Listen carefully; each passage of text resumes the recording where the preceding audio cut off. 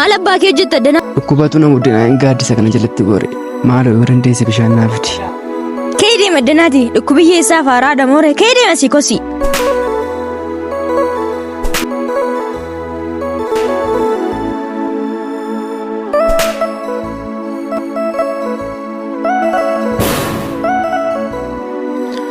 Turi maal taate nagaa miti moo? Maalan balleesse?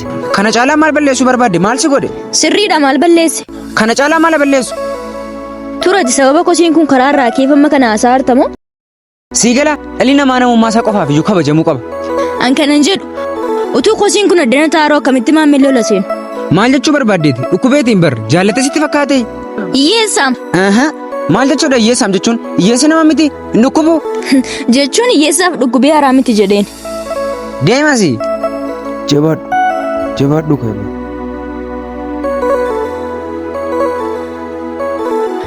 Tur. Kosii kanaa soofaa kana irra kaawwate akka hin taane. Ture maaltu kosiidha? Argaa harta miti uffata isaa. Sii gala inni kan kosaa'e uffata isaati. Kan kee garuu kan kosaa'e sammuu keeti. Kosii. Jireenyi kamiyyuu bu'aa ba'ii qaba. Obsitalee.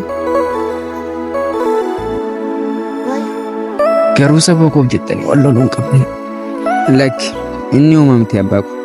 An kanan jedhu soofaan akkasuma miidhagu maalidha? Hin nageenye moo hiree farniichar jedhama. Kanaan dura magaalaa keenya keessatti jecha qofaan kan nageenyu. Amma meeshaalee mana keessaa mimmiidhagoo ta'an guuttatee nuuf dhiyaatee jira. Namoonni meeshaalee mimmiidhagoo akkasiitiin mana isaanii miidhagfachuu barbaadan illee gatii madaalawaa ta'een addanaatti argama. Bakki argamaa isaas magaalaa Najjoo Ganda Duwwaa Lama Baankii Awwaash Fuulleeti. Lakkoofsa bilbilaa kanaa gadi jiruun quunnamuu dandeessu. Hiree farniichar.